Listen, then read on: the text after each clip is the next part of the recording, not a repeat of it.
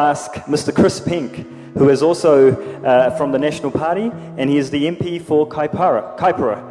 And while Chris Pink is coming up, we were actually going to have Mr. Christopher Luxon here with us today as well. Unfortunately, he has COVID. I understand he is recovering and he is well, but he sends his warm wishes to Prabhu Swamiji Maharaj and to all of us, and I'm sure we will see him at our next function. Mr. Pink.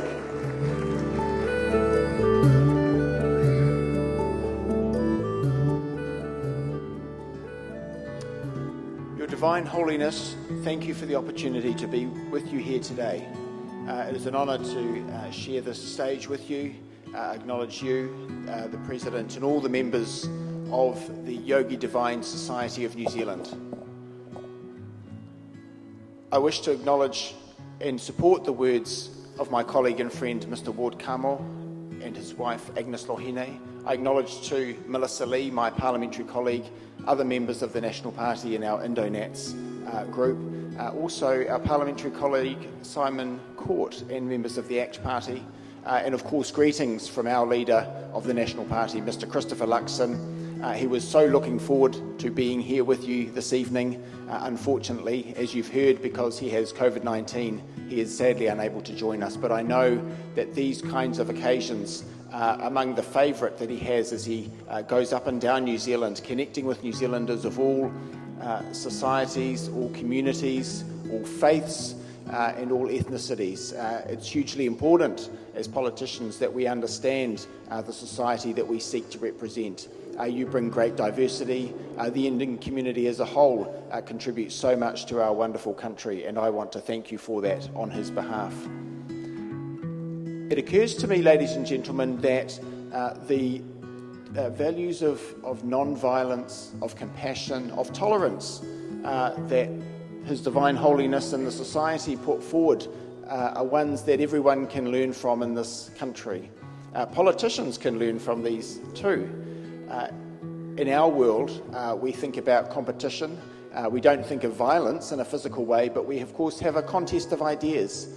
There is an election scheduled for this year, and so it is important for all New Zealanders to engage carefully and thoughtfully in the issues that will be raised this year.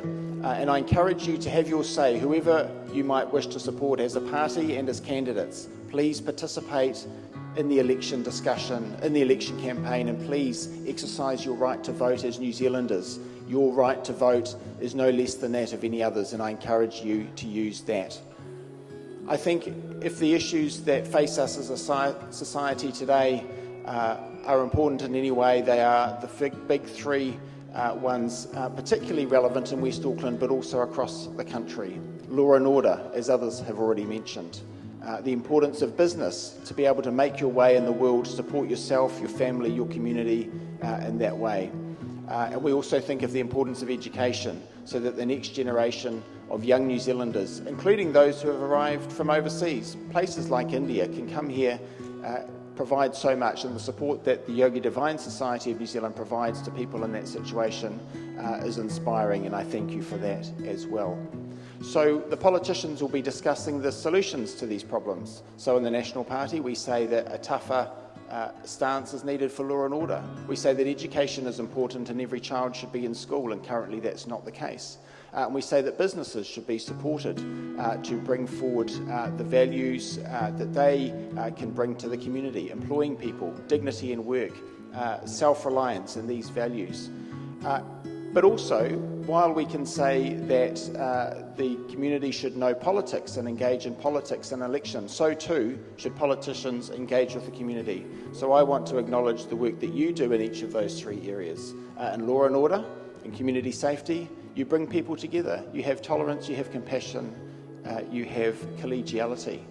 In the space of education, I know that you're committed to the next generation coming forward, and it's great to see so many young people here tonight. and so too in the business world.